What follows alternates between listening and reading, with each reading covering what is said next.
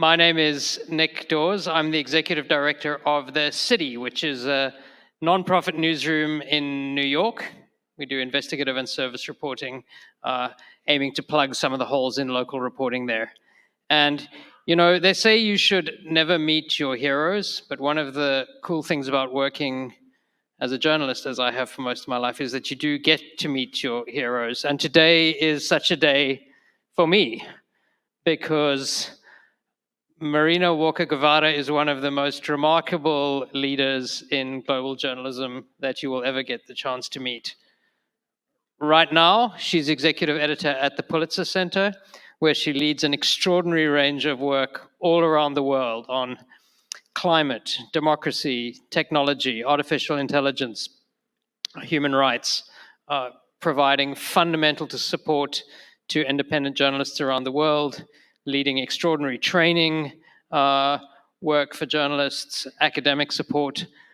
Before that, Marina was at the International Consortium of Investigative Journalists, where I'm sure you've heard of the Panama Papers and the Paradise Papers, two globe-spanning, highly complex, collaborative investigative projects that leveraged international expertise, secure communication, technology to deliver really, really bombshell reporting all around the world.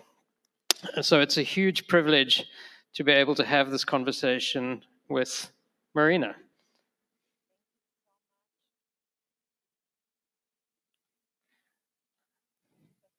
Our mics don't get the job done, so we'll switch until someone can get that one working. Thank you so much, Nick. And how do I live up to that introduction? Thank you for your generosity. Thank you to the organizers of the Media and Democracy Summit for bringing us together for these fundamental conversations that we all need to have at this very perilous and interesting time of the world. So I want to start exactly with that. A lot of people in this country right now are focused on November and on the strange rerun that we're having of 2020, and maybe also on kind of, particularly for journalists, slightly traumatized memories of 2016 and what we got wrong. But this year is not only an Olympic year for sports, it's kind of an Olympic year for democracy. There are 64 elections going on around the world this year. And in many of those elections, it's not just policy that's on the ballot or personality, but actually democracy itself. So, Marina, you have and are supporting work in many of the countries where these really epochal and critical elections are happening. Tell us a bit about what you're seeing across your network in other democracies. Thank you, Nick. I think it's no news for this crowd that facts are under assault, journalism is under assault in this country and also around the world. And this is a pivotal year. This is also a year where we have learned recently that about 70% of the world's population live under autocratic rule. 70% of the population of the world lives under autocratic rule. And we are electing illiberal leaders through our democracies, right? And these illiberal leaders are there proceeding to crush institutions. And we have seen it in country after country, from the Philippines to El Salvador to India, Hungary, and more. And the US might be online as well. So we are very proud of the work that journalists, under these incredibly difficult circumstances, the work that they are doing to report on these elections. One example that is very fresh to my mind, and let me remind you, today is the last day, I believe, of the Indian election. So just in a couple of days, we will learn that the BJP has won. That was something that was entirely expected.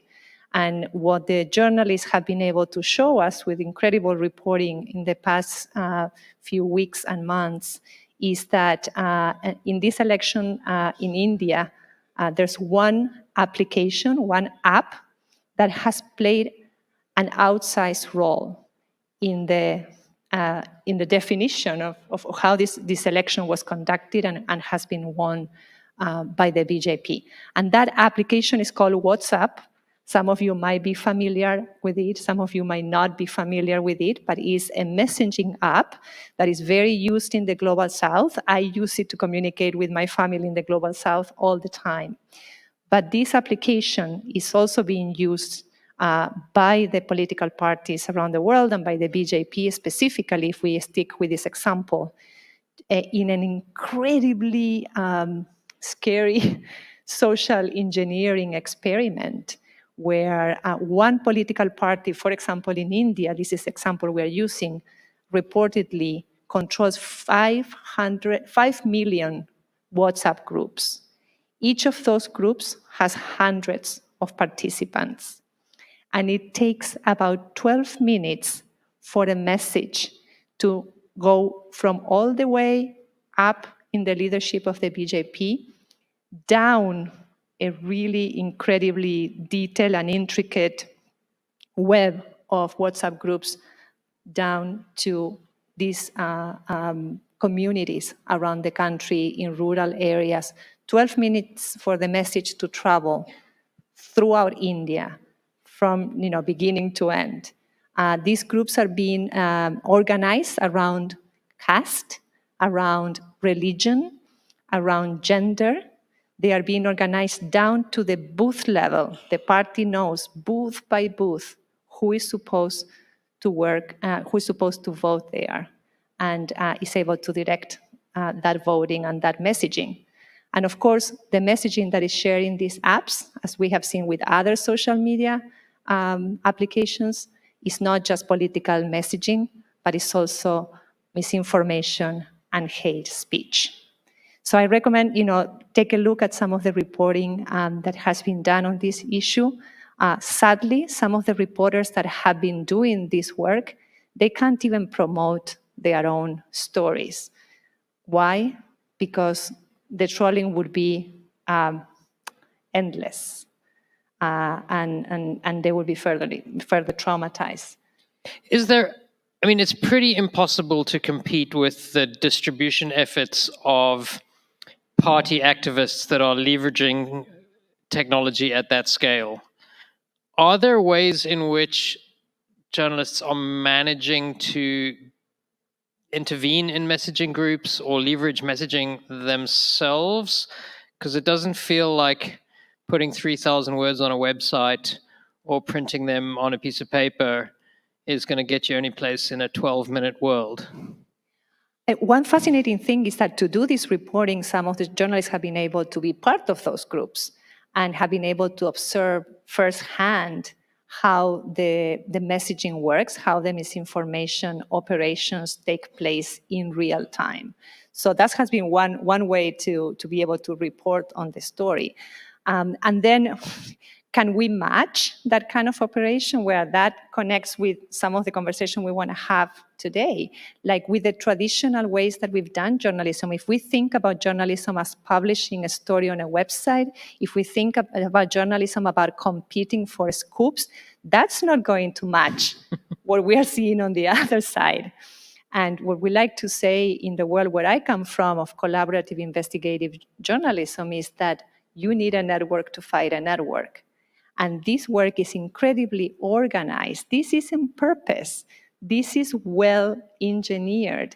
And journalists working in isolation, competing for a little scoop, putting out like 400 words 5 times a day, that is not going to make it. We need to be a lot more sophisticated, radically collaborative, and also think about connections and collaboration outside of journalism. So break the silos in which we traditionally have operated and start creating and building bridges with others who are reaching audiences that sadly at this time might not be trusting journalism or might not be going to our websites to read 4,000 words.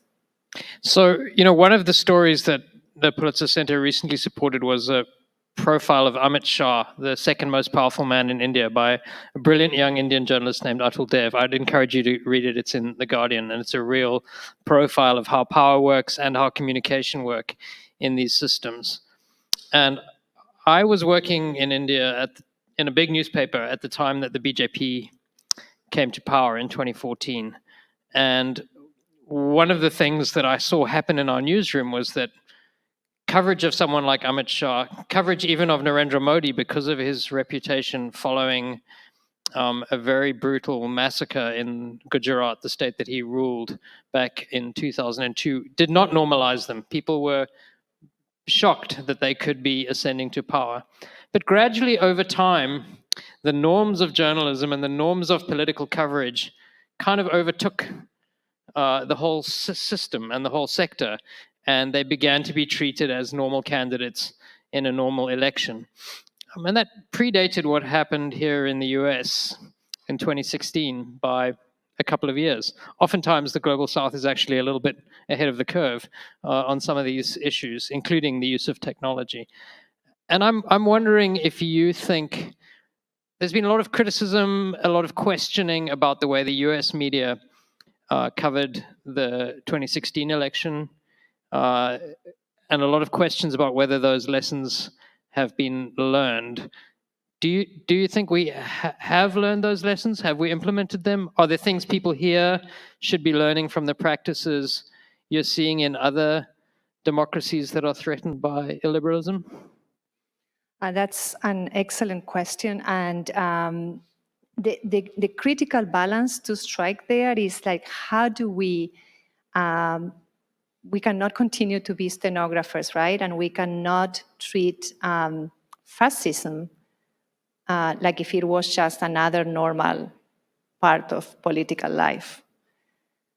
But we also have to resist being pushed into the role of opposition. Journalism is not opposition. Journalism is journalism. It's a rigorous method of inquiry. It has ethical guidelines. It must be fiercely independent. And when I say independent, it's independent from all forms of power. Not only the power that is governing a country, but the power of the opposition parties, the power of the church, the power of media. That is what a fiercely independent journalism is all about.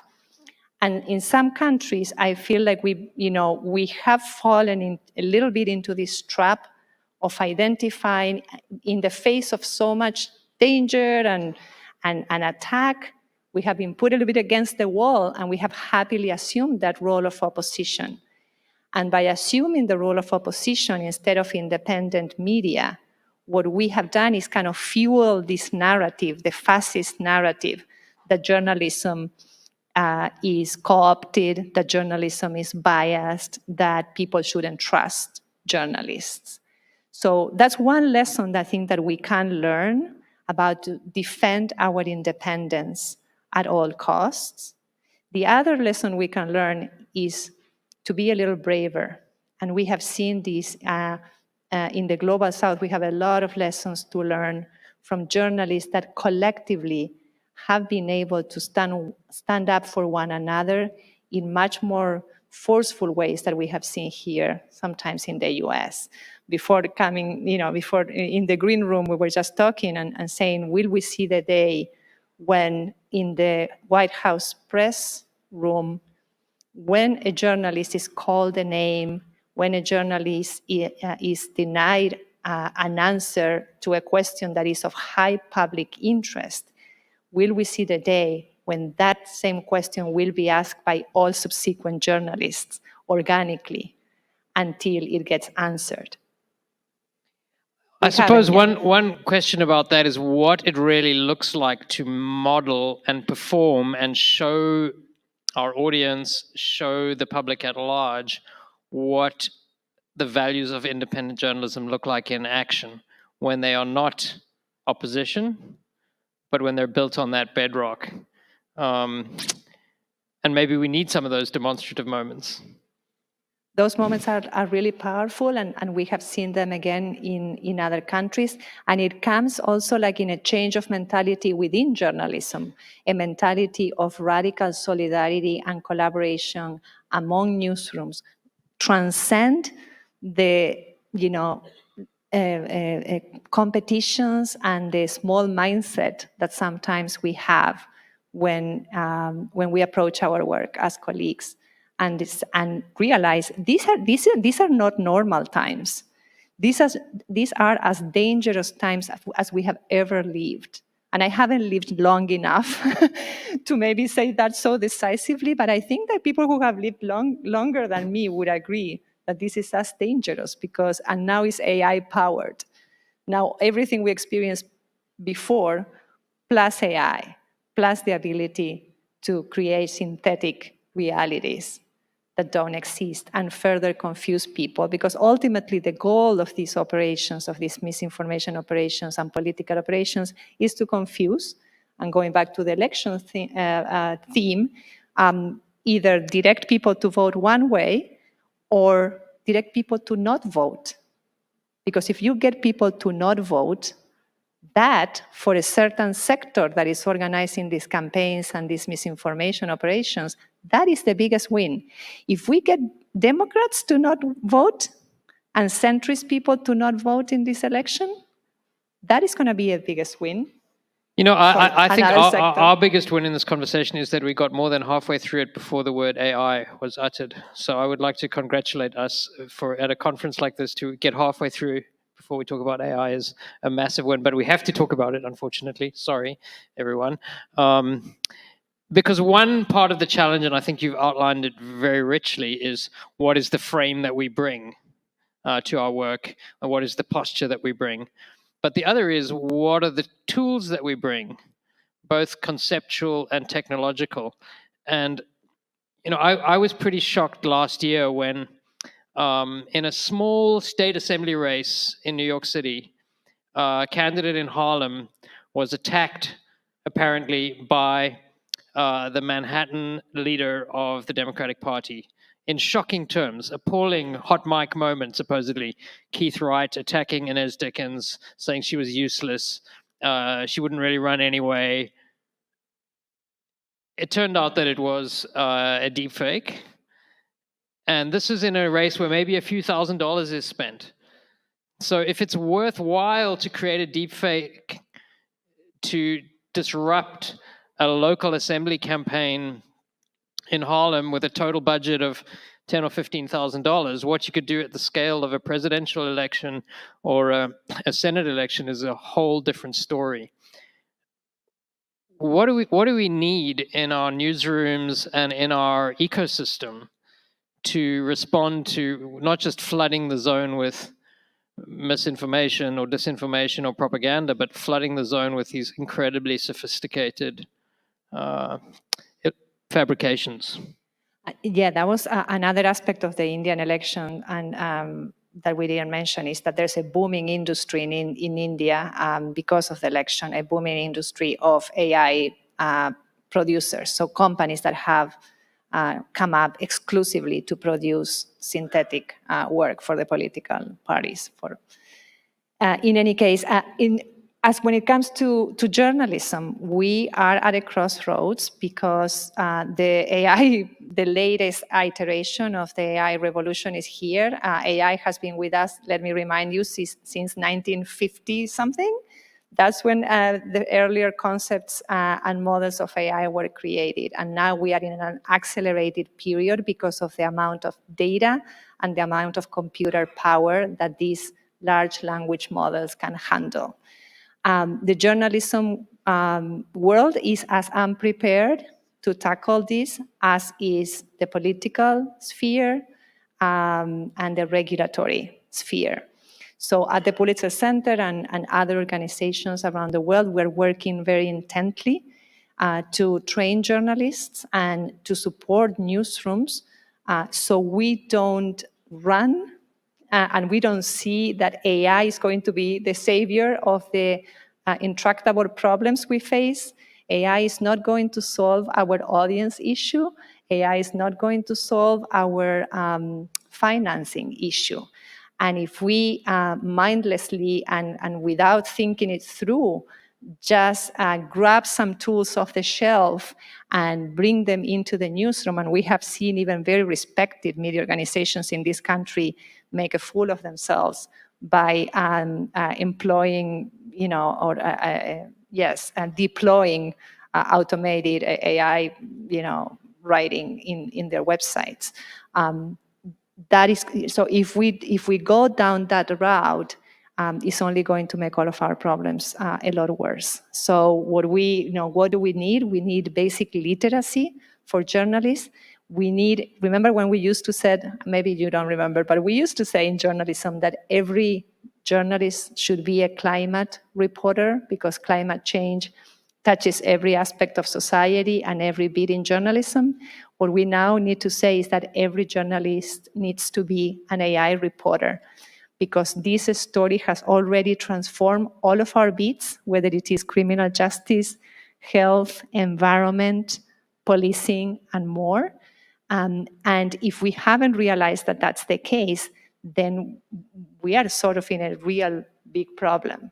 So what we're hearing from journalists is not only that they need the tools, they need the concepts, they need the frameworks. How do we call out misdirection when we see it happen? How do we ask the right questions to AI companies that are incredibly powerful, that tells us that we don't understand the story? That's a good tactic, right? That companies like this on a technical sphere, they can tell you, oh, you're not understanding, this is too complicated for you. So what we are trying to do is to equip journalists so they can have the skills and the confidence, not only to apply AI in their journalism in the best and most powerful way, but also to investigate this story, this AI story, which is not a technological story, it's a political story, it's an economic story, and it's a story about power and ideology. So part of what I like about this conversation is that I keep on throwing huge, hairy, terrible things at you, and you keep suggesting pretty direct, tactical, and strategic responses to them. And I want to pull back in a minute and look at the whole system, but I want to do one more of those things because I think injecting some hope along with the very urgent warnings is really, really helpful. Something we grapple with a lot in our newsroom, and that I hear from a lot of my peers, is we spend so much time asking questions about how we can do richer storytelling or adopt new technologies or deal with illiberal demagoguery, manage polarization. But actually, one of the most urgent problems we face is that people are not so much polarized as just tuning out. And for the political scientists in the room, I wanted to recall a paper from 2021 by Dan Hopkins in the American Journal of Political Science, where he ran an experiment. And he offered free subscriptions to either the Pittsburgh Gazette or the Philadelphia Inquirer, two great institutions of American metro journalism, subscriptions for free to 2,449 people. 40 people took him up. 40, which I think is 1.7%. So we can do all the clever things in the world to address our framing, to adopt new tools, but if people are that tuned out, we're going to really struggle to play our democratic role. How do you think, working across so many contexts and in so many different forms of journalism, about dealing with that problem?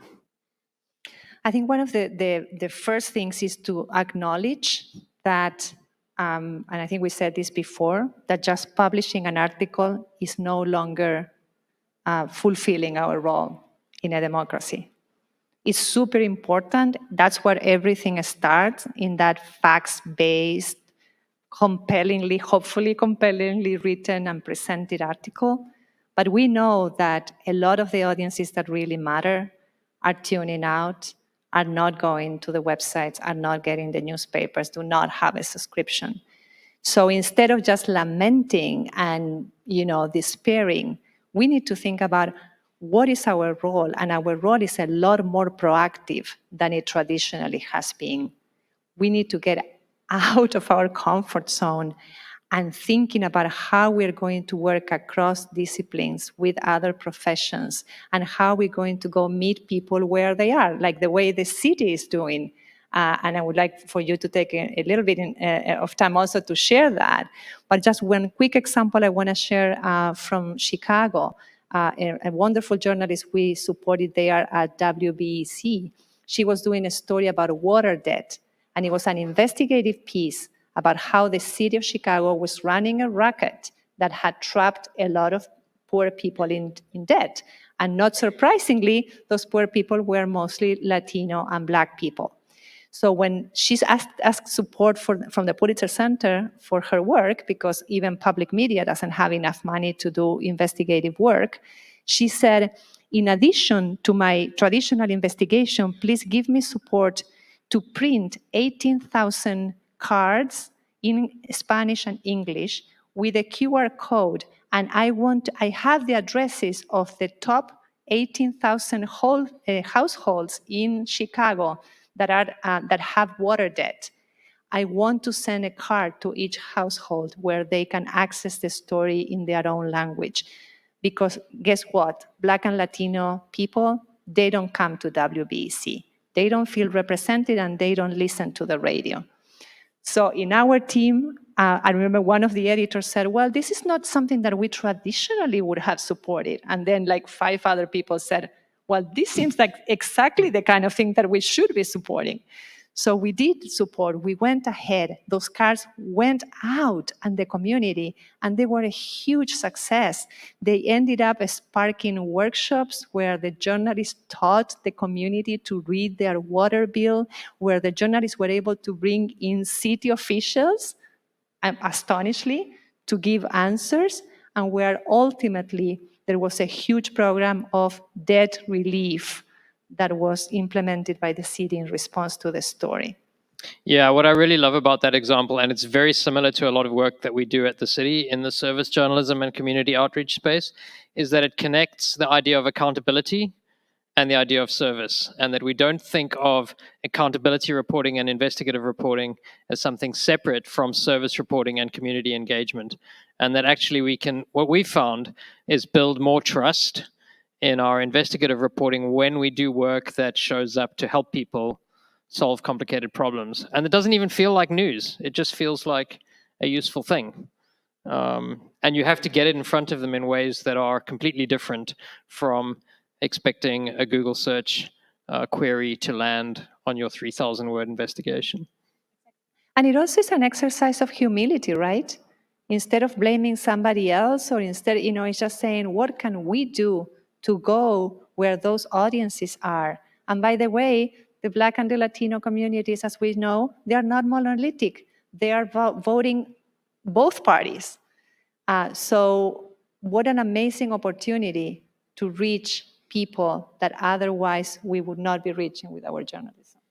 So we've got 2 minutes left, and the IMED people run a tight ship. I can sort of feel their baleful glare bearing into me right now. So we need to wrap up. But I think there are a lot of threads in what we've discussed. And so to kind of take us out, can you reflect a little bit on what we need to do to build the infrastructure that supports journalism, independent journalism of this kind, in playing its civic role, in playing its institutional role in the face of pressures that are, yes, political, but also profoundly economic, and also social, in relation to questions of trust? What does a new or renewed global journalism ecosystem need? And you've got 1 minute and 15 seconds to answer that easy question.